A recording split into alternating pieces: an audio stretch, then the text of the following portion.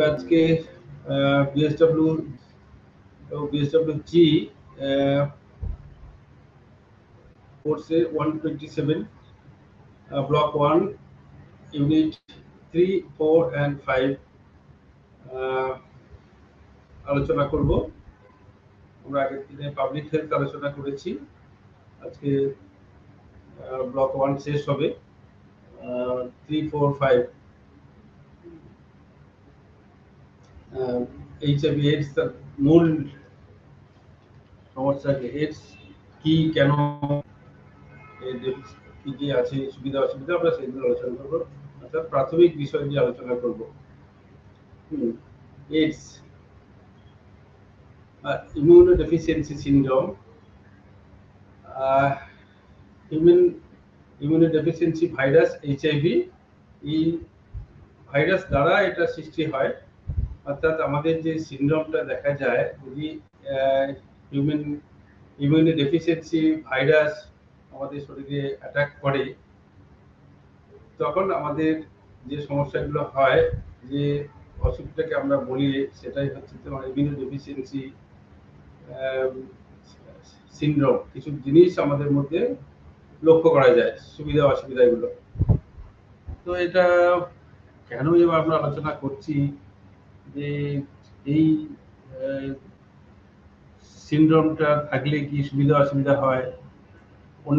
আরো অনেক ভাইরাস আছে আমাদের, যেমন কোভিড-19 ভাইরাস ছিল, তার কিছু সুবিধা অসুবিধা ছিল। এটা তো আরো অনেক পুরনো। আমরা সেই জন্য এই ভাইরাস নিয়ে আজকে আলোচনা করব। এটা কবে শুরু হয়েছে, 81-এ এটা ক্যালিফোর্নিয়া, নিউ ইয়র্কে হোমোসেক্সুয়ালদের মধ্যে, সমকামী পুরুষদের মধ্যে এটা প্রথম দেখা যায়। চিকিৎসা অস্বাভাবিক সুবিধাবাদী সংক্রমণ লক্ষ্য করেছেন, যা ওষুধের এটা এই জন্য আমাদের কাছে ভয়ের কারণ, যে এটা ওষুধ যেহেতু কোনো আবিষ্কার হয়নি এবং ওষুধে কিছু সাড়া দেয় না, এবং ওই সময় দেখা গেল যে এটা কোনোভাবেই কোনো রকম অ্যান্টিবায়োটিক বা অন্য কিছু দিয়ে এটাকে সারিয়ে তোলা যাচ্ছে না। আর সমস্যাটা হচ্ছে যে এটা মূলত কোনো একটাই যে অসুখ হয়েছে বা ভাইরাস এসেছে, যেমন আমরা দেখেছি কোভিড-19 সিচুয়েশনে একটা ভাইরাস আছে, সেটাকে কিভাবে রোধ করা যায়, তার প্রতিরোধ কি আছে, চেষ্টা করা হয়েছে, আমরা লড়াই করেছি, গোটা বিশ্ব সেটার জন্য লড়াই করেছে। কিন্তু এই যে এইডস ডেফিসিয়েন্সি যে সিনড্রোমগুলো দেখা দেয়, সেটা একটা রোগ নয়, একসাথে অনেকগুলো অসুখকে নিয়ে চলে আসে।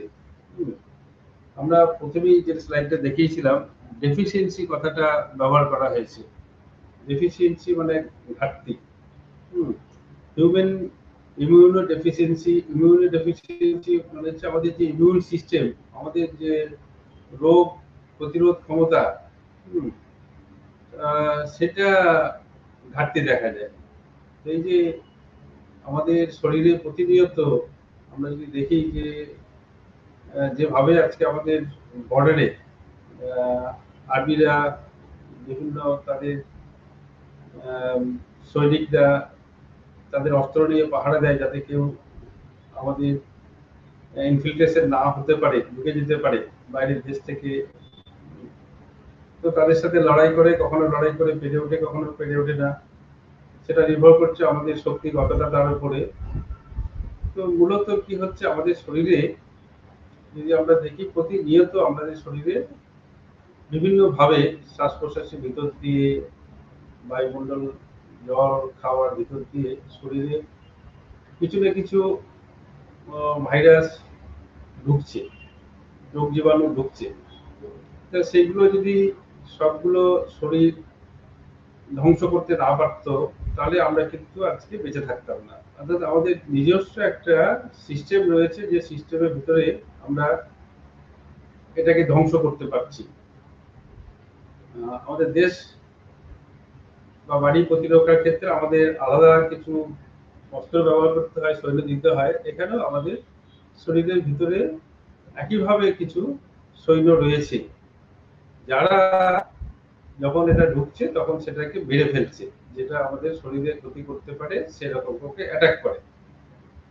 তো এই যে অ্যাটাক করে, আমরা জানি যে এটা যে জিনিসগুলো CD4 বা অন্য যে কণিকাগুলো রয়েছে সেটা রক্তকণিকা এবং শ্বেতকণিকা আমরা জানি সবাই। তো মূলত শ্বেতকণিকার মধ্যেই এগুলো থাকে, যেটা আমাদের এই রোগ প্রতিরোধ ক্ষমতার জন্য যে কণিকা ওরও ভিতরেই সেগুলো থাকে। সুতরাং তারা অ্যাটাক করে আমাদের সেই বাইরের থেকে অযাচিত যেগুলো এসে গেছে, যেটা আমার শরীরে ক্ষতি হতে পারে, সেটা ভাইরাস হতে পারে, অন্য কোনো জার্ম হতে পারে, সেটাকে মেরে ফেলে। তাহলে এর ভিতরেই একটা লুকিয়ে আছে এইডস এবং HIV দুটোর ক্ষেত্রেই যে ডেফিসিয়েন্সি একটা রয়েছে, ঘাটতি। সেই ঘাটতিটা এই ভাইরাস যখন অ্যাটাক করে, ও গিয়ে ওই যে আমাদের শরীরগুলো রয়েছে তাদেরকে মেরে ফেলে। তাহলে তো আমরা দুর্বল হয়ে যাব। যেভাবে আমরা আজকে বর্ডারে দাঁড়িয়ে এরা এসে আমাদের শরীরকে মেরে ফেলে তারপরে ঢুকে যায়।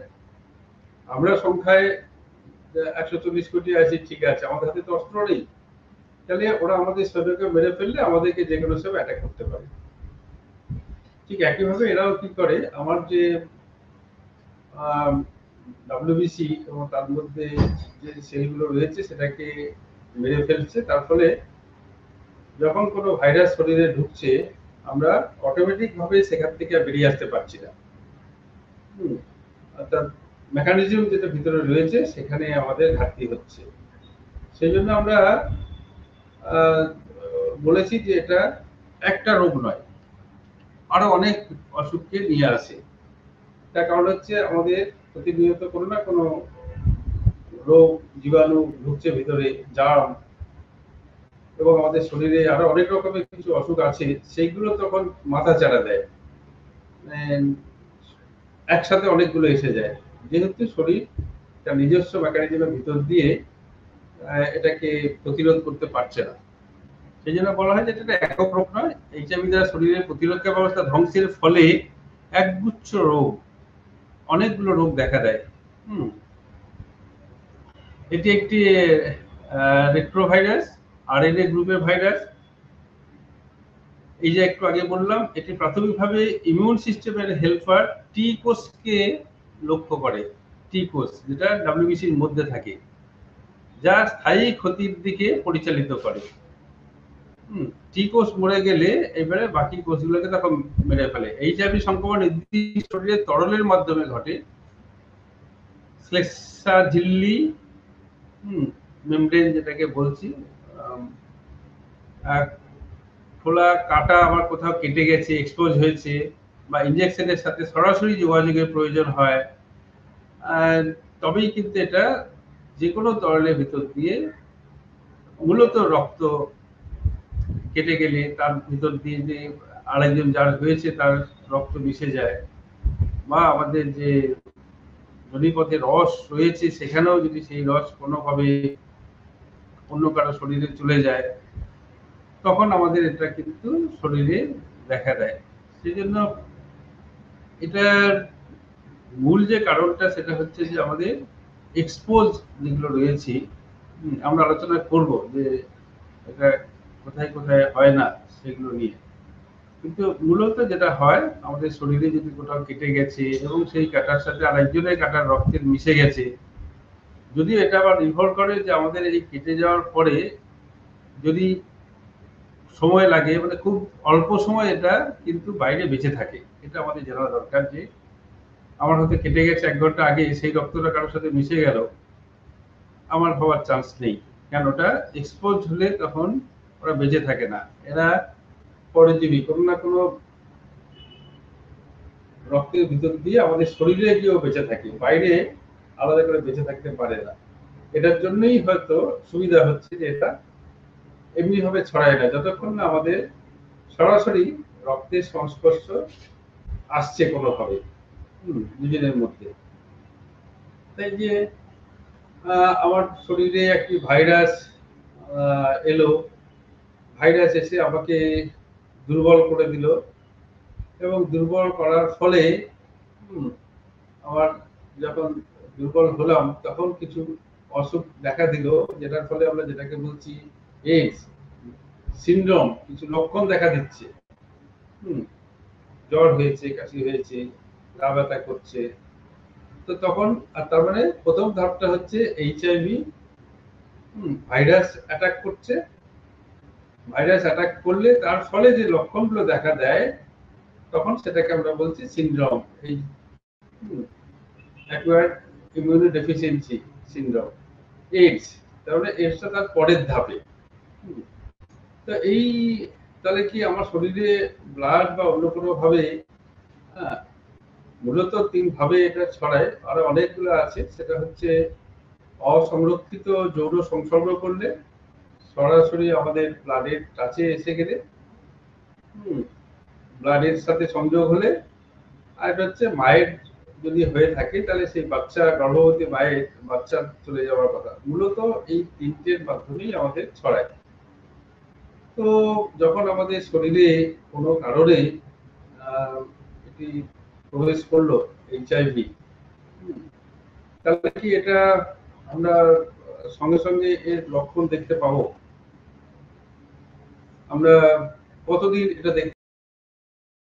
অসুরক্ষিত যৌন মিলন কারোর সাথে হয়েছে যেখানে আমার আক্রমণের আক্রান্ত হওয়ার সুযোগ আছে, আমি কালকে গিয়ে টেস্ট করলাম, আমি কালকে এই টেস্টে এটা ধরা পড়বে না। মূলত এটা তাহলে এই যে কোন স্টেজে কি রকম হয়, কতগুলো পর্যায় আছে। আমরা প্রথমে আমার শরীরে যাওয়ার পরে এটা আমার গোটা শরীরে ছড়িয়ে পড়তে প্রায় 2 দিন মতো লেগে যায়, 48 আওয়ার্স।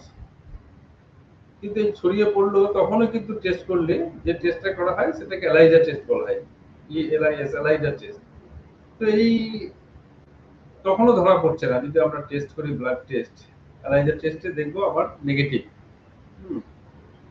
এবং এটা রাফলি 2 সপ্তাহ পর্যন্ত, 2 উইকস আমরা যদি টেস্ট করি, আমার শরীরে ভাইরাস ঢুকেছে কিন্তু ভাইরাস ধরা পড়ছে না। এরকম আমাদের কিছু আছে, যেমন টাইফয়েড, এসব আছে। প্রথম দিকে 2-3 দিন জ্বর হয়েছে, তাও টেস্ট করলে ভাইরাস ধরা পড়ে না, একটু দেরিতে ধরা পড়ে, 3-4 দিন পরে টাইফয়েডের ভাইরাস। তো এটা এর 2 সপ্তাহ সময় লেগে যায়। এই যে 2 সপ্তাহ আমার শরীরে কোনোভাবে প্রবেশ করেছে, আমরা যেগুলো বললাম 2-3টে মাধ্যম, রক্তে দিয়ে আসুক কি বাচ্চার সাথে আসুক কিংবা আমার যৌন সংসর্গের ফলে এসে গেছে, এই যে 2 সপ্তাহ আমরা কোনোভাবে এটাকে পরীক্ষা করে ধরতে পারছি না, এটাকে উইন্ডো পিরিয়ড বলে। একটা গ্যাপ, এই সময়টাকে আমরা কোনোভাবেই একে টেস্ট করে ধরতে পারছি না। তার মানে কি আমার শরীরে এটা নেই, আমার শরীরে আছে কিন্তু আমরা ধরতে পারছি না। সেই জন্য এটাকে উইন্ডো পিরিয়ড বলা হয়। এই সময়টাকে ছেড়ে দিয়ে আমাদের টেস্ট করতে হবে 2 সপ্তাহ পরে। এটা প্রথম ধাপ, যে আমরা 48 ঘন্টার মধ্যে শরীরে ছড়াবে এবং 2 সপ্তাহ পর্যন্ত আমরা কোনো এলাইজা টেস্টে একে ধরতে পারবো না। আর এটা একমাত্র এলাইজা টেস্ট করেই ধরা পড়ে, অন্য কোনো টেস্ট না। দ্বিতীয় স্টেজ হচ্ছে সেরো কনভার্টিং ইলনেস, দুর্বলতা। অনেক সময় কি হয়, আমার শরীরে রাশ বেড়ে গেল, জ্বর হয়েছে, মোটামুটি 2 সপ্তাহ পর্যন্ত উইন্ডো পিরিয়ড, তাহলে 2 থেকে 6 সপ্তাহ পর্যন্ত আমাদের যে সময়টা, এই সময়টার মধ্যে কোনোভাবে হয়তো 2-3 দিনের জন্য একটা জ্বর দেখা দিল এবং এটা ছেড়েও গেল 2 থেকে 6 সপ্তাহের ভিতরে। তাহলে আমি ভাবলাম এটা সেরে গেছে, কিছুই নয়, একটু জ্বরের ওষুধ খেয়ে নিয়েছি, টেম্পারেচার কমে গেছে। এই সময় যেটা হয়, আমাদের শরীরে যে CD4 কাউন্ট, সেটা 1000 থাকে এবং এটা এই কাউন্টটা কমে যায়। অর্থাৎ ওই যে বললাম না, আমাদের সৈন্য সংখ্যা কমে গেল বর্ডারে, মেরে ফেলেছে কিছু সৈন্যকে। তো CD4 কাউন্ট যেটাকে আমরা দেখি আর কি, যে আমার জীবাণুটা কতটা আছে, যদি এই সময় টেস্ট করি দেখবো CD4 কাউন্ট আমাদের হয়তো 1000-এর নিচে চলে গেছে। এবং শরীরে বললাম জ্বর হয়েছে এবং স্কিনে রাশ দেখা দিয়েছে, খসখসে ভাব, এবং এটা কমেও গেল 2-4 দিন পরে। তাহলে আমরা মিসগাইডেড হই যে আমার কিছু নেই। তো এরপরে এটা চলতে থাকে।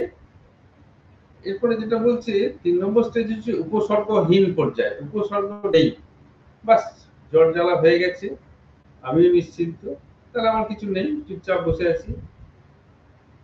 কিন্তু আমি যদি এলাইজার টেস্ট করি দেখবো যে হঠাৎ করে আমার যে CD4 কাউন্ট সেটা কমে যাচ্ছে। আমাদের যেমন ডেঙ্গু হলে প্লেটলেট কাউন্ট করে, এখানে CD4 কাউন্ট। তো আমরা এগুলো ডিটেলসে ইংরেজি আর যাচ্ছি না। 500 নিচেও চলে আসে অনেক সময়। কিন্তু এটা অনেক সময় এই স্টেজটা চলতে থাকে 5 থেকে 10 বছর।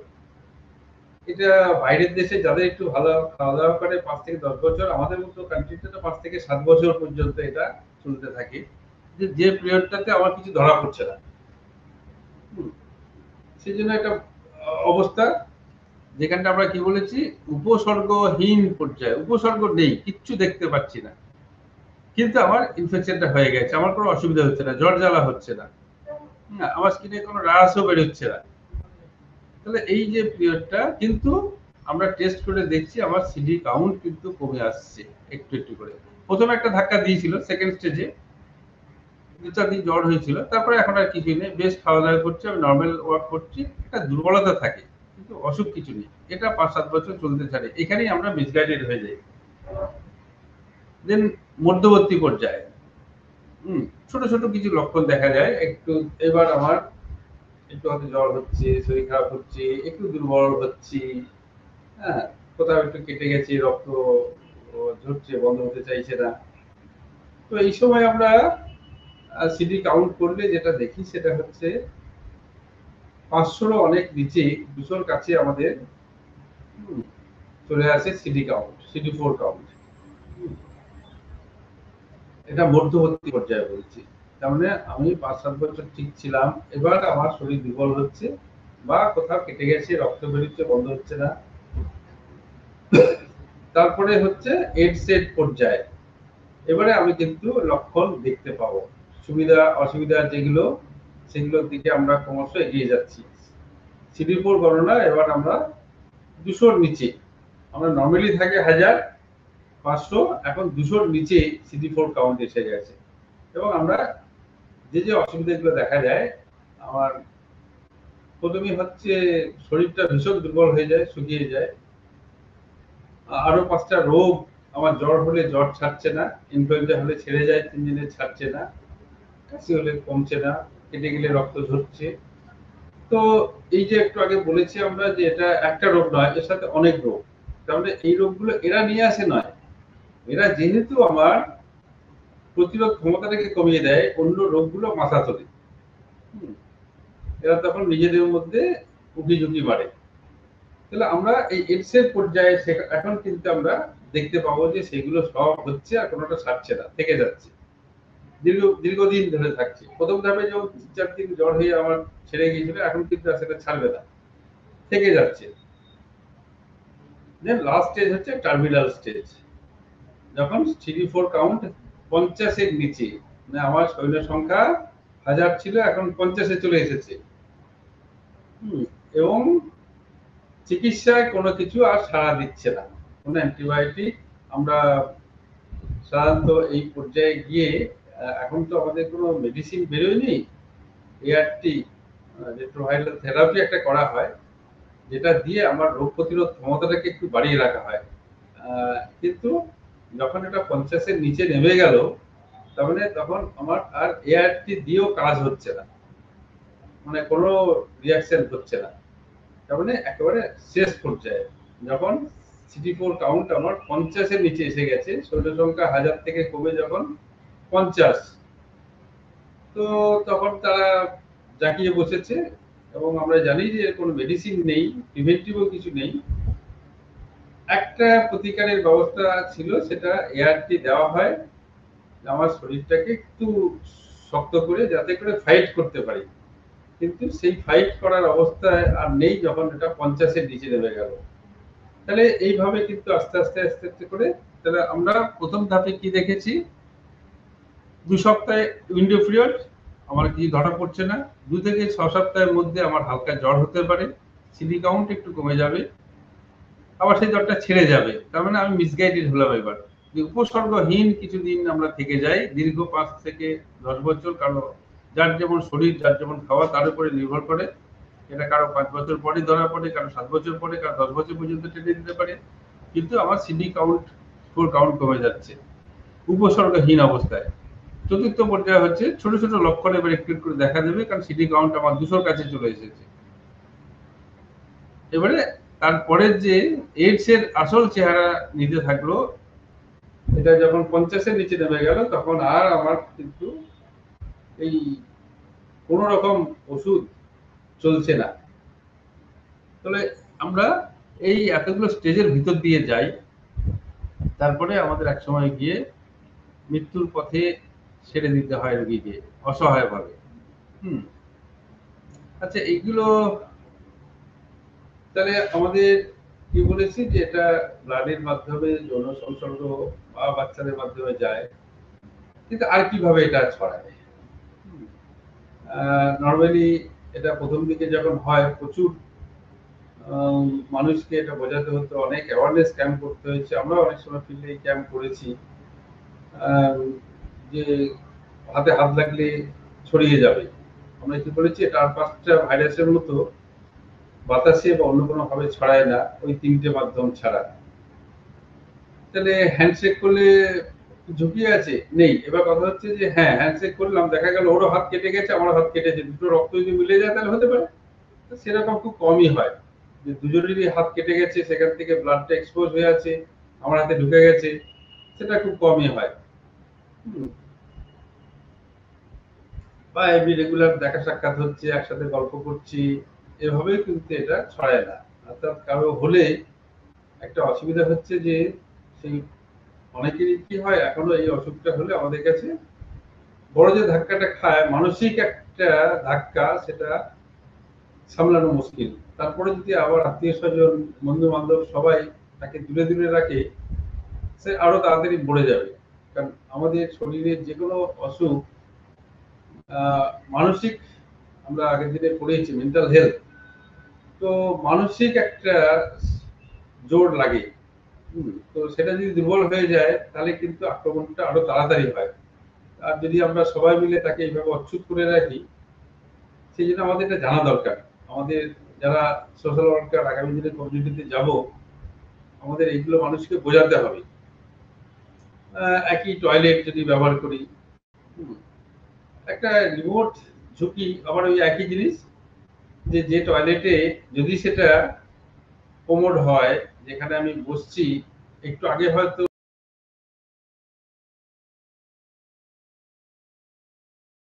তারপরে পরে ওখানে গিয়েছি, তাহলে একটা চান্স থাকে, কিন্তু সেটা নর্মালি হয় না। আমরা কি বলেছি, যেটা বেশিক্ষণ বেঁচে থাকে না। আর এরকম হয় না যে কারো রক্ত লেগে আছে আমরা তার ওখানটায় গিয়ে বসি, তার তো আমরা পরিষ্কার করে বসি।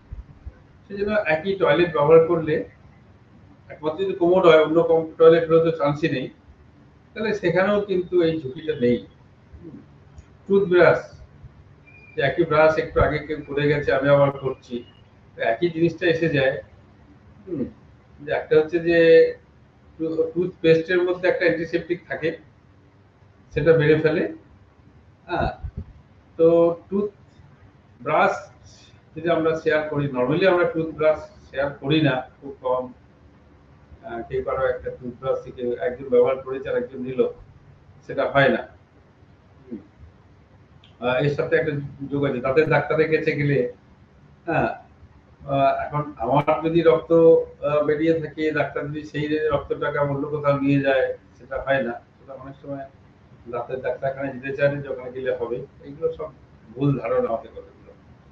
দেন আমরা চুম্বন বা আলিঙ্গন করছি, জড়িয়ে ধরলাম একটু, আমাদের এখন ঈদ আসছে, অনেক সব আলিঙ্গন করি।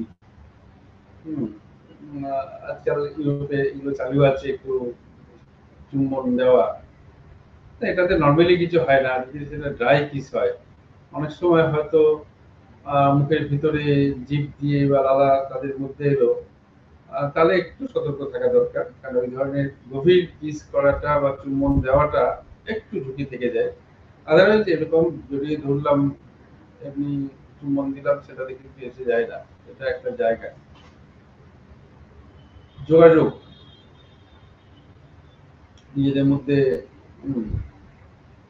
ইন্টারকোর্স অত্যন্ত ট্রান্সমিশন রোগ, যেটা একমাত্র বলা হয়েছে যে ইন্টারকোর্স করলে সেটা যদুপুত্র থেকে যায়। সুইমিং পুল, একই পুকুরে স্নান করলে আমার যদি কোনো রকম ভাবে তরল কিছু থেকে থাকে, ব্লাড থেকে থাকে, আমি যখন সুইমিং পুলে বা পুকুরে স্নান করছি, সেটা কত জল, প্রচুর জল, তাহলে সেখানে ওটা ডাইলুট হয়ে যায়।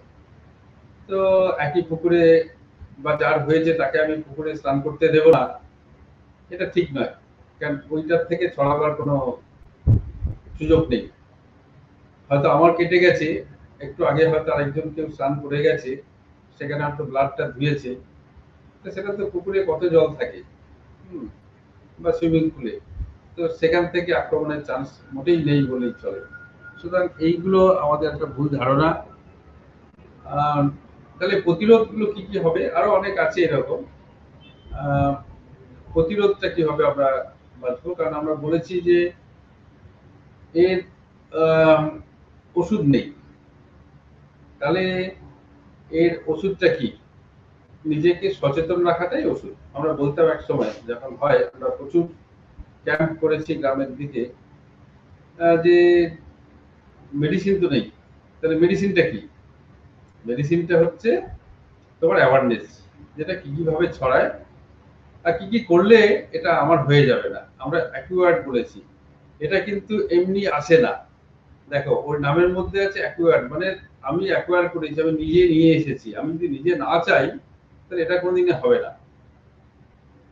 কারণ আমাদের কোভিড-19 আমি না চাইলেও হওয়ার চান্স ছিল। আমি বাসে ট্রেনে যাচ্ছি, বাতাসের মধ্যে আমার নাকে ঢুকে আমার শরীরে এসে গেল। এখানে কিন্তু ওইভাবে আসে না। তাহলে আমি যদি নিজেকে সুরক্ষিত রাখি, তাহলে জীবনে কোনোদিনই আমার হবে না। তাহলে এই চেতনাটা আমার সাধারণ মানুষকে দিতে হবে। সেজন্য প্রতিরোধের কৌশলটা হচ্ছে যে ওষুধ নেই, আমার নিজেকে সচেতন হতে হবে। সেগুলো কি কি? সহবাসের সময় নিজেকে সুরক্ষিত রাখুন।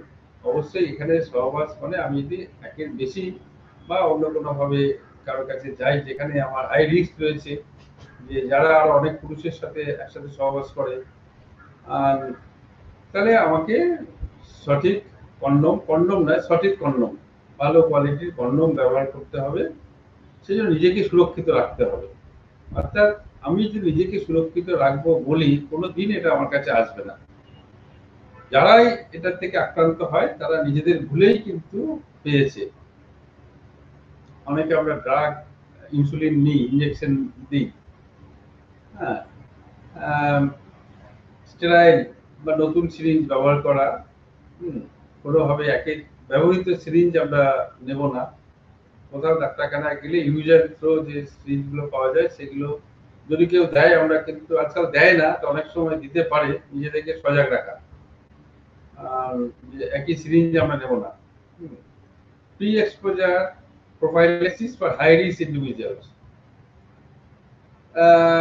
উচ্চ ঝুঁকিপূর্ণ ব্যক্তিদের জন্য এটা করতে হয়, যে আমাকে ওই একটু আগে যেটা বললাম যে তাদের সচেতন থাকতে হবে। যেখানে ঝুঁকিপূর্ণ ব্যক্তি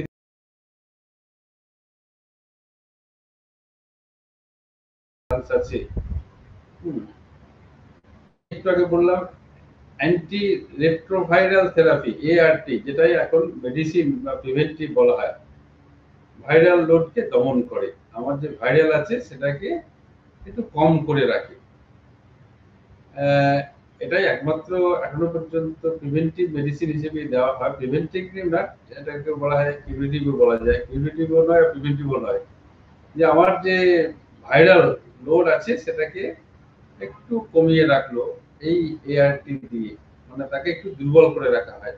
এটাই একমাত্র মেডিসিন, এটা রেগুলার খাওয়াতে হয়, এটা গভর্নমেন্ট থেকে ফ্রি পাওয়া যায়। ও এখানে একটু বলে রেখে দিই যে আমাদের এখন সারা ভারতবর্ষে primary health centre, block primary health সেন্টারে আমাদের মধ্যে সোশ্যাল ওয়ার্কারে ওখানে আছে যারা কাউন্সিলিং করে এবং টেস্টিং, আইসিটিসি সেন্টার বলা হয়, integrated counselling and testing centre.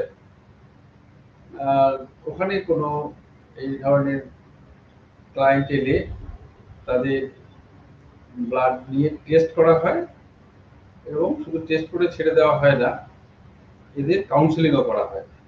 কারণ ওই যে বললাম প্রথমেই তারা মানসিকভাবে ভেঙে পড়ে, যাতে করে ভেঙে না পড়ে এখনই মারা যাবে না, বা হয়তো কারণ নেই। আজকাল কি হয়, এখানে যারা ট্রিটমেন্ট করাতে আসে ওদের উইলিং একটা সই করে নেওয়া হয় যে আমি নিজের স্বইচ্ছায় টেস্ট করছি, আমাদের প্রত্যেকেরই করা উচিত। তো টেস্ট করলে যদি কিছু না আছে তাহলে ওরা সঙ্গে সঙ্গে রিপোর্ট দিয়ে দেয়। আর যদি কোনোভাবে ধরা পড়লো, হয়তো জানে না, 6 মাস আগে হয়েছে যে বললাম, 10 বছর পর্যন্ত সে না জেনে থাকতে পারে। ভয়টা হচ্ছে যে সে এই সময়ে আরো অনেককে ছড়িয়ে ফেলেছে। তো যদি সেটা টেস্ট হয়, যদি কারো মনে হয় যে সে আরো অনেকের সাথে সেক্সুয়ালি লিঙ্ক ছিল, তাহলে সে এই সেন্টারে গেলে ফ্রি টেস্ট করে দেওয়া হয়। তো এই টেস্টটা করা থাকলে আমার সুবিধা যে আমি আরো 5 জনকে এটা ছড়াবো না। আর যাদের হয়েছে তা ধরা পড়লে তাদেরকে এআরটি দিয়ে আরো অনেকদিন একটু বাঁচিয়ে রাখার চেষ্টা করা হয়। এআরটি এবং সাথে এআরটিটা এখান থেকেই তখন ওরাই চালু করে দেবে। অর্থাৎ ICTC, intensive counselling and testing centre, যেটা পিএইচসি লেভেলে রয়েছে বা বিপিএইচসি লেভেলে, সেখানে একজন সোশ্যাল ওয়ার্কার থাকে, একজন প্যাথোলজিস্ট থাকে যে টেস্টটা করে। লাস্ট হচ্ছে পেরিনেটাল সংক্রমণ প্রতিরোধ করতে বলছে। গর্ভাবস্থা বা প্রসবের সময় এইচআইভি ওষুধ এই সময় চিহ্নিত করে তাদের, যাতে করে মায়ের থেকে বাচ্চার শরীরে না যায়, তার জন্য কিছু ওষুধ আছে, সেটা দেওয়া হয়। যদি আগেই টেস্ট করে ধরা পড়ে যে মায়ের এরকম অবস্থায় আছে এবং কোনোভাবে মা সেই সময় গর্ভাবস্থায় আছেন, তাহলে বাচ্চাকে কিন্তু আমরা এই যে অবস্থা থেকে বাঁচাতে পারি, সেটা এটার একটা জায়গা। সেই জন্য টেস্টিংটা খুব তাড়াতাড়ি হওয়া দরকার, ওই উইন্ডো পিরিয়ডটা বাদ দিয়ে। আর নর্মালি যেখানে ঝুঁকিপূর্ণ রয়েছে, ট্রাক ড্রাইভার বা প্রস্টিটিউশনে যারা যায় বা প্রস্টিটিউশনে যারা কাজ করে, প্রস্টিটিউট যারা, তাদের রেগুলার চেক আপটা করা দরকার। তাহলে ধরা পড়লে আমরা তাকে বাঁচাতে পারি, সমাজকে বাঁচাতে পারি। তাহলে এতগুলো আমরা প্রতিরোধের ব্যবস্থা করতে পারি।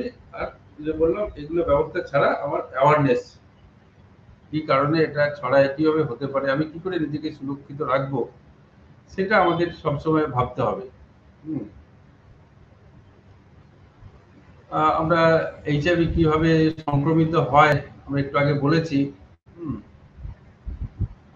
বডি ফ্লুইডস যেটা রয়েছে, direct contact with mucous membrane, open cuts আর ইনজেকশন, আমাদের শরীরের যে ফ্লুইডটা রয়েছে, তার প্রধান ট্রান্সমিশন যেতে পারে অরক্ষিত যৌনতা এবং শেয়ারিং ইনজেকশন, ড্রাগ সরঞ্জাম, গর্ভাবস্থায় প্রসব বা বুকের দুধ খাওয়ানোর সময়, পেরিনেটাল অর্থাৎ গর্ভের আগে সংক্রমণ ঘটতে পারে বাচ্চার মধ্যে।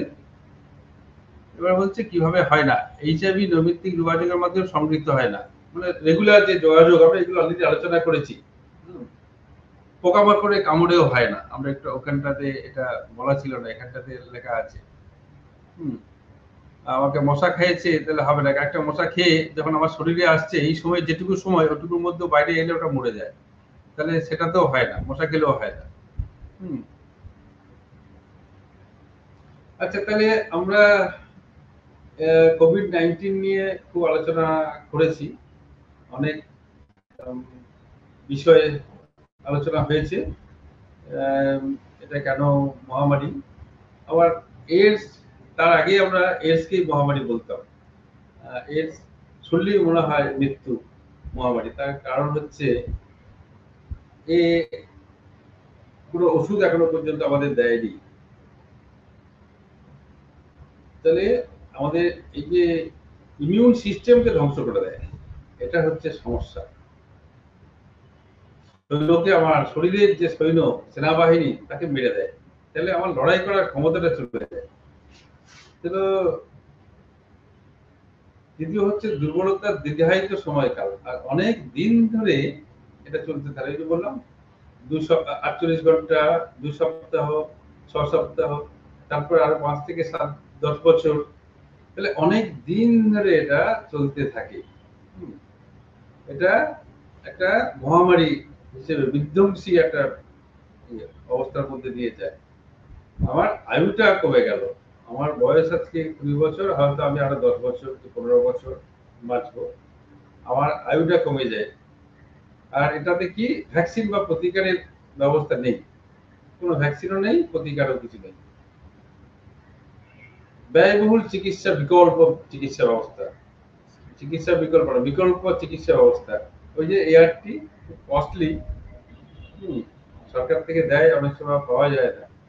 এবং যে খাবারটা খেতে হয় শরীরে, ভালো খাবার আমাদের এমনিতেই এখনো পর্যন্ত কত মানুষ খেতে পারে না। আর দেখো, ভালনারেবল গ্রুপ হচ্ছে এরাই, এই মানুষগুলো যারা চেতনা কম, ট্রাক ড্রাইভার, প্রস্টিটিউশন, তারাই। তো আমার বডি ইমিউন সিস্টেমকে বাড়াতে গেলে, একে তো মেরে ফেলেছে, বাড়াতে গেলে আমাকে ভালো খেতে হবে, তো সেটা হয় না। সেজন্য চিকিৎসা এবং খাওয়া দাওয়া দুটোই মুশকিল।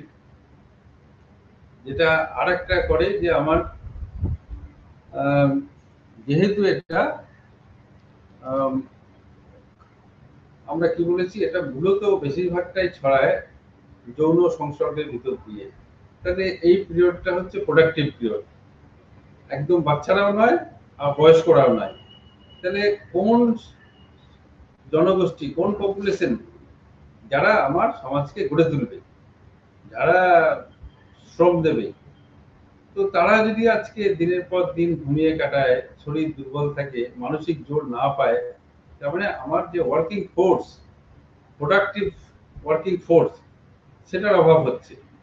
সেই জন্য আমাদেরকে ভাবতে হয় যে দেশের পক্ষে কি ক্ষতিকারক, আমার ওয়ার্কিং ফোর্স তারা কিন্তু ঘুমিয়ে কাটাচ্ছে, এবং তার পিছনে সরকারকে ওষুধের জন্য খরচা করছে, যেহেতু দীর্ঘদিন সে দুর্বল অবস্থায় পড়ে থাকছে এবং অল্প সময়কে মারা যাচ্ছে, যেহেতু কোনো ওষুধপত্র নেই, থাকলেও সেটা খুব খরচ সাপেক্ষ। তো সেই জন্য আমরা আর 5টা অসুখকে যেভাবে দেখি, এটাকে অন্যভাবে দেখতে হয়।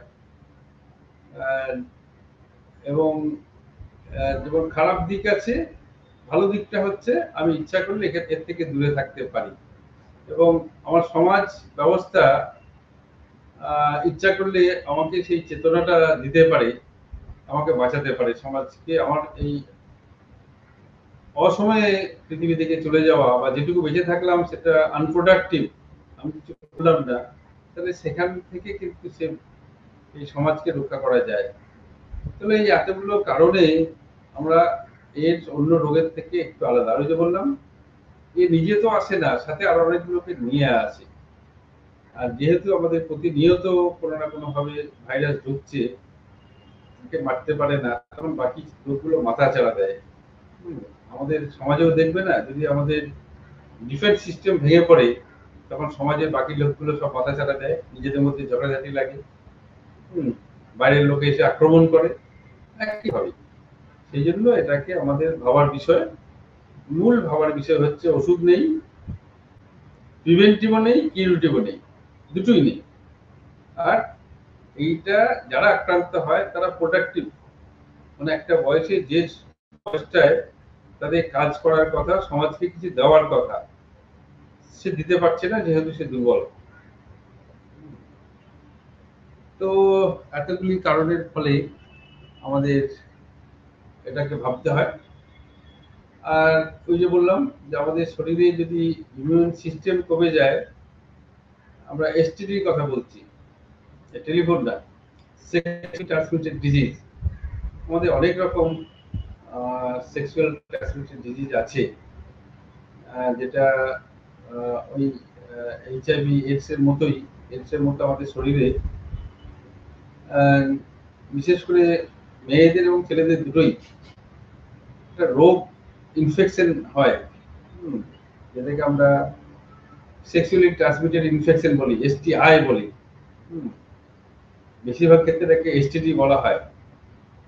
বায়ুতে, যোনিতে বা ওরাল সেক্সের ফলে যৌন ক্রিয়াকলাপের মাধ্যমে ব্যক্তি থেকে অন্য ব্যক্তিতে ছড়িয়ে পড়ে।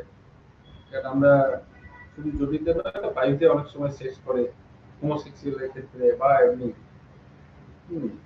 বা মুখে একটা ভাইরাস আমাদের থাকে, এবং এই যে কোনো জায়গাতে এটা থাকে এবং এই ইনফেকশনটা এক্সপোজ থাকে। মানে এখানে কোন রকম ফুসকুড়ি জাতীয় জিনিস, ব্লাড বা অন্য কিছু রয়েছে, তার ফলে এখানে যখনই আমরা সেটা ইউজ করি বা আমরা সেক্স যখন করছি, ইন্টারকোর্স হচ্ছে, তখন এটা খুব কুইক ছড়িয়ে পড়ে। অর্থাৎ এসটিডি যদি থাকে তাহলে আমার এটা আরো তাড়াতাড়ি আমাকে অ্যাটাক করে ফেলে। যৌন সংক্রমিত রোগ এসটিডি থাকার ফলে হয়, বা এসটিডি কে আরো তাড়াতাড়ি বাড়িয়ে দেয়। কারণ ও হয়তো আমাকে কিছু করতে পারছিল না, কিন্তু যে মুহূর্তে এইডস আক্রমণ হলো, আমি দুর্বল হলাম, ওই যে রোগ যেটা ছিল এসটিডি, সেটা মাথাচাড়া দিয়ে উঠলো। তখন ওটাকে সামলাবো না আমি একে সামলাবো। আর এটা যেহেতু আমরা বায়ুতে, জড়িতে বা মুখে এটা থেকে থাকে, তো সেখানে এই অসুখটা হলে কি হয়, এই সারফেসটা ভিজে থাকে এবং অনেক সময় ব্লাড বা অন্য রস থাকে, সেই রসের থেকে ছড়িয়ে যায়। আমরা কি বলেছি যে আমার ইমিউন সিস্টেমটা দুর্বল হয়ে গেছে, তাহলে এক তো এসটিডি ছিল, আবার এটা হয়ে গেল, ওটাও বেড়ে গেল, এটাও বেড়ে গেল। সেই জন্য একসাথে অনেকগুলো, ওই যে একটু আগে বলেছি আমরা যে একসাথে আরো 5টা অসুখ আমাকে কিন্তু এখান থেকে সামনের দিকে নিয়ে যাচ্ছে, যেটাকে কন্ট্রোল করা মুশকিল হয়ে যায়। আর এসটিডি হলেই যে আমার কাছে কিছু উপসর্গ থাকবে, নাও থাকতে পারে, এ কিন্তু অনুমতি, কিন্তু চিকিৎসার প্রয়োজন হয়। চিকিৎসা না করা হলে একটি এসটিআই একটি রোগ হতে পারে। তো সেই জন্য অসুবিধা, অনেকেরই এসটিডি বা এসটিআই আছে, ইনফেকশন আছে, কিন্তু চিকিৎসা হয়নি। এখন আবার দুটো মিলে গেল, দোসর দিয়ে খুব তাড়াতাড়ি আমাকে অ্যাটাক করে ফেলে। সেই জন্য এসটিডি এবং টিবি, এটা বলা হয় যে যদি থাকে তাহলে এটা খুব তাড়াতাড়ি ছড়িয়ে পড়ে এবং আমাকে তাড়াতাড়ি দুর্বল করে ফেলে। অর্থাৎ আমার যে ইমিউন সিস্টেম, সেটাকে দুজনে মিলে কে কাকে মারবে তখন আর খুঁজে পায় না। ঠিক একইভাবে আমার এইচআইভির সাথে টিবি, আমরা জানি যে আমাদের প্রত্যেকের শরীরেই এই টিউবারকুলোসিস যে জার্ম আছে, কম বেশি সবারই আছে। এটা অনেক সময় মাথাচাড়া দিয়ে ওঠে যদি আমার শরীরে ভিটামিন খাওয়া দাওয়া ঠিক না হয়, তাহলে ওটা মাথাচাড়া দিয়ে ওঠে, আমার শরীরে বিভিন্ন জায়গায় ক্ষত সৃষ্টি করে। এই রোগটা যার জন্য অনেক সময় বলে, দেখবে না, টিবি হলে একটু ভালো খেতে হবে। তো অনেক সময় খাওয়া দাওয়া ঠিক না হলে ও অ্যাটাক করে ফেলে। তো এখানে আমাদের এসটিডি ওইটাই এখানে লেখা হয়ে গেছে, সেটা হচ্ছে এসটিডি হলে তোমরা দুটো অসুখের কথা খুব বেশি করে শুনে থাকবে, সেটা হচ্ছে গনোরিয়া আর সিফিলিস, কথাটা বলা হয়। দুটোই কিন্তু ছড়ায়, মাল্টিপল সেক্স পার্টনার যদি থাকে তাহলে সেটার মাধ্যমে ছড়িয়ে যায়।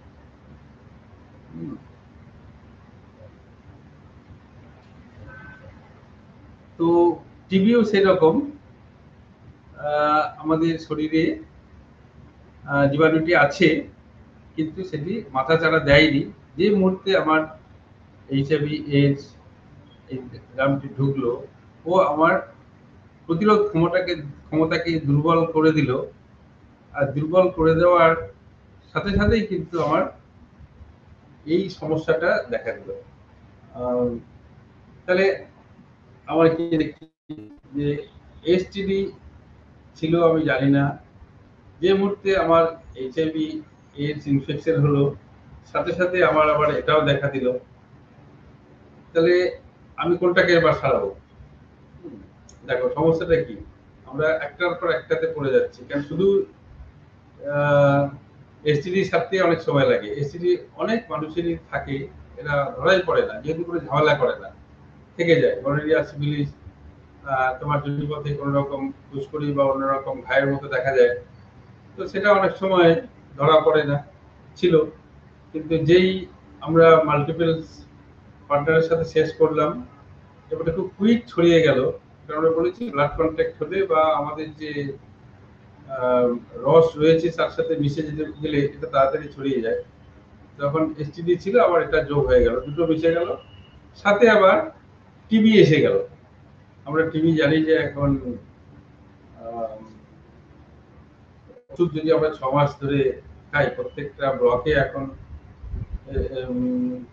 একজন করে হেলথ ওয়ার্কার আছে, আমাদের অনেক এমএসডব্লিউ স্টুডেন্টরা রয়েছে, যাদেরকে এই যে ড্রাগটা দেওয়া হয় সেটা প্রতিদিন যাতে খায়, 6 মাস রেগুলার খেলে সেরে যায়। কিন্তু সেটা একটা মাত্র যদি আমার টিবি থেকে থাকে, ইনফেকশন হয়েছে, তো তখন সেটা সম্ভব হয়। কিন্তু আমি এবার কোন ওষুধটা খাবো, এআরটি খাবো নাকি এসটিডি ওষুধ খাবো না টিবি ওষুধ খাবো, তাহলে সবগুলো আমার সামনে এসে গেছে, আমি কোনটাকে সামলাবো। তো টিবি আমার শরীরকে দুর্বল করে দিয়েছে। আমরা ভালো খাওয়া দাওয়া করে নিজের শরীর ঠিক রাখছিলাম, ভিটামিন, যাতে করে আমি যে ভাইরাস, এইচআইভি ভাইরাস আছে তাকে দমন করতে পারি কিছুটা সাময়িকভাবে এআরটির মাধ্যমে। কিন্তু আমার শরীরের যে ক্ষমতা, সহজাত ক্ষমতা, সেটা টিবির ফলে দুর্বল হয়ে গেছে। তাহলে এআরটি দিচ্ছি আবার কাজ করছে না, অর্থাৎ ওখানে যেটা বলা ছিল 5 থেকে 10 বছর, দেখা যাবে সেটা আরো কমে গেল। কারণ আমার সিটি কাউন্ট যেটা, সেটা আরো তাড়াতাড়ি নিচের দিকে নেমে যেতে পারে। সেই জন্য আমরা এই দুটোর থেকে সাবধান, কিন্তু করার তো কিছু নেই, এগুলো আমাদের রেগুলার টেস্ট করা দরকার। আমরা জানি যে টিবি কফ টেস্ট করলে হয়ে যায়, এসটিডিও ডাক্তারখানায় গেলে আজকাল টেস্ট করে গনোরিয়া, সিফিলিস আছে, এগুলো কিউরেবল, এগুলো কিন্তু সারানো যায়, এসটিডি এবং টিবি সারানো যায়। কিন্তু যে মুহূর্তে ওটা ঢুকে গেল তখন আর এটা সারবে না। সেই জন্য আমরা অনেক সময় এগুলোকে অবহেলা করি, এবং ঝুঁকিপূর্ণ যেসব এলাকায় রয়েছি, আমরা যখন কোনো ফিল্ডে কাজ করব, এদের এই এসটিডি এবং টিবি টেস্ট গুলো করিয়ে নেওয়া, যদি কোনো রকম থেকে থাকে তাহলে ওষুধটা খাওয়ানো, যাতে করে যদি এইচআইভি হয়ে যায় আমি এআরটি ব্যবহার করে তাকে অনেকদিন বাঁচিয়ে রাখতে পারি। তাহলে এগুলো কিন্তু আমার আগেই ব্যবস্থা নিতে হচ্ছে। অর্থাৎ আমরা যে কমিউনিটিতে কাজ করছি, আজ সোশ্যাল ওয়ার্কার, আমরা সেই আমরা পড়ছি কেন, এগুলো পড়ছি এই জন্যই যে কি কিভাবে হয়, আমি কি প্রিকশন নিতে পারি। আর আমরা মূলত সেই এলাকায় দিয়ে কাজ করি, সোশ্যাল ওয়ার্কার, যে এলাকায় মানুষ ভালনারেবল, তাদের হওয়ার চান্স খুব বেশি, পিছিয়ে পড়া, গরিব, দুস্থ। তো এই দুটো বিশেষ করে এসটিডি এবং টিবি টেস্টগুলো রেগুলার যদি করে রাখি, তাহলে যদি কখনো ভুলবশত কেউ এটা আক্রান্ত হয়ে যায়, তাহলে তাকে আমরা অনেকদিন বাঁচিয়ে রাখতে পারবো। আমরা সেই জন্য এই দুটোকে আলোচনা আলাদা করে করেছি। তাহলে এইটা আর একটা হচ্ছে এসটিআই বলা হলো, এসটিডি,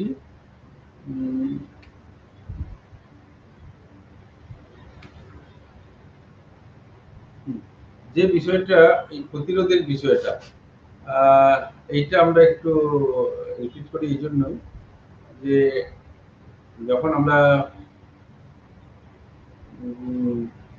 কাজ করবো আগামী দিনে, কারণ এই পেপারটা কেনই বা আমাদের সোশ্যাল ওয়ার্কারের সাবজেক্ট হিসেবে রাখা হলো, যে মানুষের সাথে সেই সম্পর্কটা তৈরি করা। আর আমরা যে কাজই করি না কেন, সেটা নেটওয়ার্ক বা অন্য কোনো প্রোগ্রাম থাকুক না থাকুক, আমাদের আরো 5টা কাজের সাথে এটাকে যদি আমরা নর্মাল অ্যাওয়ারনেস ক্যাম্প যখন করছি, সে আলোচনার মধ্যে রেখে দিই, আমি অনেক সময় আইসিটিসি সেন্টার ভিজিট করতে গিয়ে দেখেছি ওখানে ওদের এই যে কন্ডম, এটা তো অনেক সময় হয়তো বলতে পারে যে আমরা কন্ডমটা কিনবো। কন্ডম এখন গভর্নমেন্ট ফ্রি দেওয়া হয়, ব্লককে ওখানে কোনো একটা ডিব্বার মধ্যে রেখে দেওয়া হয়।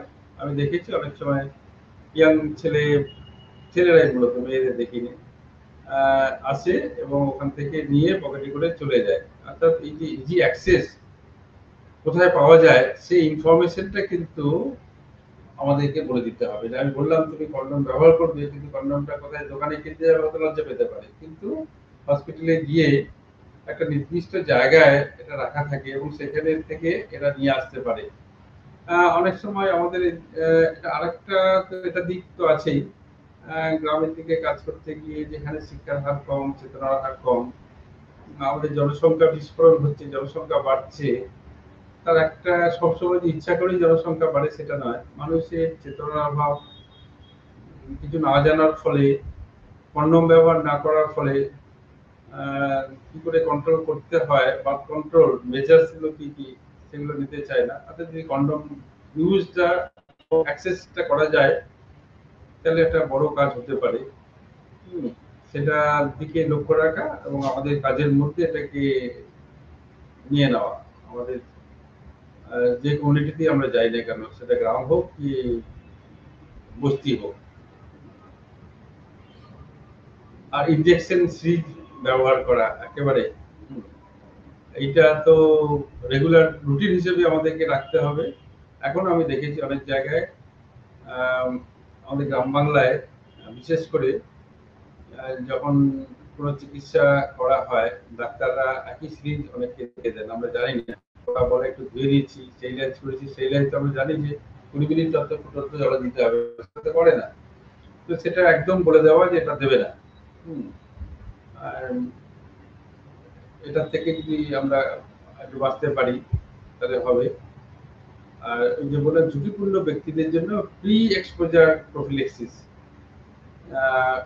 ওই যে যারা বাইরে আজকাল কাজ করতে যায় খুবই ঝুঁকিপূর্ণ, যারা এই যে আমাদের আজকে বেঙ্গল থেকে চেন্নাই বা অন্য কোথাও চলে যাচ্ছে, কারা যায় ইউথ গ্রুপ, অ্যাডোলেসেন্স পিরিয়ডে 15-16 বছরের বাচ্চারা। তো এই যে এদেরকে একটা এক্সপোজার দেওয়া এই সমস্তগুলো নিয়ে, টাকা পয়সা হাতে পায় এবং অনেকে বিয়ে থা করে গেছে, ফ্যামিলি ছেড়ে গেছে, ট্রাক ড্রাইভাররা ফ্যামিলি ছেড়ে গেছে, এদেরকে আমরা ঝুঁকিপূর্ণ বলি যে তাদের এই অনেকের সাথে সহবাসের একটা প্রবণতা রিস্ক থেকে যায়।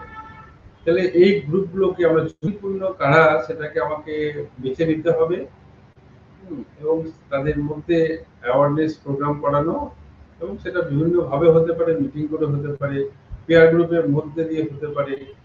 এটা তো সরাসরি আবার এরকম মিটিং এ বলা যায় না।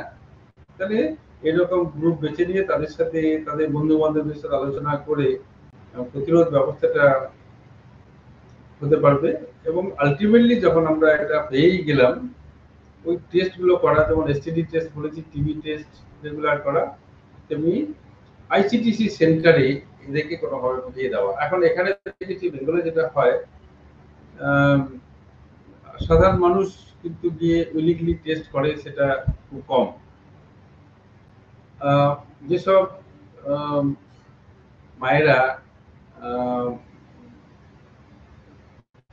টেস্ট বাচ্চা হওয়ার আগে হসপিটালে যান কোনো না কোনো টেস্ট করতে, তখন ওদের একটা কাগজে সই করে নেওয়া হয় যে আমরা এখন আমার মতামত ছাড়া কিন্তু কেউ টেস্ট করতে পারে না এটা। তো আমি বসে বসে দেখেছি যে ওদেরকে সই করে নেওয়া হয় যে আমি নিজের মতে ব্লাড দিলাম, যে ওদেরই ওই ব্লাড নিচ্ছে, তখন ওখান থেকে একটু ব্লাড এদিকে নিয়ে নেয়, দিয়ে ওদের একটা টেস্ট করে নেয়। ওটা একমাত্র এখন রাস্তা যে রেগুলার টেস্ট হয় হসপিটালে। এবং এটা করার পরে কাউন্সিলরের কাছে পাঠিয়ে দেওয়া হয়, কাউন্সিলর ওর সাথে এই যে জিনিসগুলো আলোচনা রয়েছে সেটা করি। কিন্তু সেখানে কতজনকে আমরা পাচ্ছি, সেখানে কিছু মানুষ যারা প্রেগনেন্ট ওমেন তারাই একমাত্র যায় হসপিটালে, তাদের ব্লাডটা নেওয়া হয়। কিন্তু আমাদের মধ্যে ছেলেরা বা আরো যারা রয়েছে ইউথ গ্রুপ, মাইগ্রেটেড লেবার যারা রয়েছে, তারা তাদের তো আসে না। আর ছেলেদেরকে বললে তো দূরে পালিয়ে যায়, কিছুতেই করবে না। ওই মেয়ের সাথে ছেলেটি এসেছে, ওকে যদি বলি ব্লাড দিতে, সে দিতে চায় না। আমি বসে বসে দেখেছি, কারণ দীর্ঘদিন আমি এটার সাথে যুক্ত ছিলাম। তো এইটা তাদের যে ভালোর জন্য এটা করা হচ্ছে সেটা তাদেরকে একটু বোঝানো। প্রিনেটাল সংক্রমণ যেটাকে বলছি, গর্ভাবস্থায় এই জন্য এই টেস্টটা করা হয়, যে বললাম না, গর্ভাবস্থায় যখন মায়েরা আসছে এএনসি আর পিএনসি টেস্টিং এর জন্য, অ্যান্টিলেটার এন্ড পোস্টলেটার, অ্যান্টিলেটারের ক্ষেত্রে আগে, বাচ্চা হওয়ার আগে গর্ভাবস্থায়, তখন যদি কোনোভাবে আমরা এটাকে ডিটেক্ট করতে পারি যে আছে, তাহলে এখনো সেরকম একটা ওষুধ আছে, সেটা দিলে ওই মায়ের থেকে বাচ্চাতে এটা কনভার্ট হবে না। সেইটা একটা বড় জায়গা যেখানটাতে আমাদের আর একটা সুযোগ রয়েছে, যে আমরা অ্যাজ এ সোশ্যাল ওয়ার্কার যে প্রজেক্টেই কাজ করি না কেন, সমাজের কথা মাথায় রেখে আমরা এই জিনিসগুলো, যে স্যাক্সের প্রোগ্রাম হোক কি ন্যাকো প্রোগ্রাম হোক, না হলে আমরা এটা করবো না সেটা নয়। এবং আমি আমার রিলেটিভ, ফ্রেন্ড সার্কেল, তাদের মধ্যে যদি এই চেতনাটা এখনো অনেক মানুষের নেই। আর আমাদের সমাজ ব্যবস্থায় সেক্স নিয়ে আলোচনা করাটা তো এখনো পর্যন্ত সবাই খুব ভালোভাবে নেয় না, সামনে আলোচনা করা যায় না। কিন্তু আমরা যারা সোশ্যাল ওয়ার্কার, আমাদেরকে আর একটু এই বাঁধন থেকে বেরিয়ে আসতে হবে। অ্যাটলিস্ট আমি আমার ফ্রেন্ড সার্কেলে, বন্ধু বান্ধব, যাদেরকে পারবো, অফিস কলিগস যেখানে কাজ করছি, আমি যেটুকু জানি, যেটুকু জানলাম, সেটা তাদের মধ্যে ছড়িয়ে দেওয়ার চেষ্টা করব। কারণ আমরা প্রথমেই পড়েছি যেটা অ্যাকোয়ার্ড। অ্যাকোয়ার্ড মানে আমি নিজে না চাইলে এটা হবে না। আমরা এইডস বা অ্যামিউনো ডেফিসিয়েন্সি সিনড্রোম এবং অ্যাকোয়ার্ড করেছি। তো এই ছিল আমাদের টোটাল আলোচ্য বিষয়। এবং এটি আমাদের ভারত, এটা কিন্তু ক্যালিফোর্নিয়াতে লেখা আছে 81-এ, এবং আমাদের দেশে এটা চেন্নাইতে ধরা পড়েছিল সেটা 86-এ। আমি এখানে সেটা লিখিনি, এটা সবারই জানা যে, এবং ভারতবর্ষে সেন্ট্রালি একটা দেখা হয়, এবং স্টেটে স্যাক্সের একটা প্রোগ্রাম আছে। যারা যৌথভাবে বিভিন্ন এলাকায়, যে এলাকাগুলো ঝুঁকিপূর্ণ, সেই এলাকায় এখনো কাজ করছে। আর যে বললাম, ব্লক লেভেলে তো আমাদের এই কাজটা বিপিএসসি, পিএসসি এবং ডিস্ট্রিক্ট হেলথ সেন্টার, সেখানেও একজন সোশ্যাল ওয়ার্কার থাকে। যদি ওখানে কেউ আসে তাহলে তাদেরকে কাউন্সিলিং করানো, আর যাদের ধরা পড়ে গেছে অলরেডি তাদেরকে কাউন্সিলিং এর ভিতর দিয়ে তাদের ফ্যামিলি মেম্বারদের কাউন্সিলিং করা। কারণ অনেক সময় কি হয়, ফ্যামিলি মেম্বাররা তাকে আইসোলেট করে দেয়, গ্রামের লোকেরা তাকে আইসোলেট করে রাখে। তাহলে এই যে ব্যাপারটা তাদেরকে বোঝানো, একটা অসুবিধা থেকে যায়, সেটা হচ্ছে কারো হলে, আমি দেখেছি যে কাউন্সিলিং সেন্টারে এসে যখন ধরা পড়লো, আমি তো হোম ভিজিট করতে পারি না অনেক সময়, কারণ সেটা সে গোপন রাখতে চায়। আমি তোর বাড়িতে কেন গেছি জেনে যায়, সেই জন্য এটা খুব গোপন ভাবে হয়তো সে চলে গেল, আর দেখা গেল সে আসছে না, পরের বারে যে হসপিটালে আসবে সে আর আসছেই না, খুঁজে পাওয়া যাচ্ছে না। আমি গিয়েও এটাকে খবর নিতে পারি না অ্যাজ এ সোশ্যাল ওয়ার্কার। একটা অসুবিধা সেজন্য থেকে যায়, যারা অনেকে একবার আসার পরে আসতে চায় না। সেই জন্য এদেরকে প্রথম কাউন্সিলিং এ তাকে যদি ঠিক ঠিক কাউন্সিলিং হয়, তাকে বোঝানো যায় যে এটা তার ভালোর জন্য, এবং সে আরো অনেকদিন সুস্থভাবে বেঁচে থাকতে পারে, সেটা সে ভালোভাবে বুঝলে তাকে কিন্তু আমরা আবার পাবো। অনেকেই আবার আসে, রেগুলার এসে নিয়ে যায়, যোগাযোগ রাখে, বাড়ির লোকেরা ভালো করে। সেই জন্য আমাদের সোশ্যাল ওয়ার্কারদের একটা বড় ভূমিকা রয়ে গেছে। তো আমরা আজকে এটুকু আলোচনা করলাম, general discussion on HIV AIDS, সাধারণ ধারণা। আর পরের ক্লাসগুলোতে আরো ডেপথে যাব। আজকে জাস্ট একটা ওভারভিউ দেওয়া হলো, এটা কি, কেন, এর সুবিধা অসুবিধা কি আছে, আর এর কি ভুল ধারণাগুলো কি কি আছে। তো আমার সবাইকে নমস্কার, ভালো থাকবেন।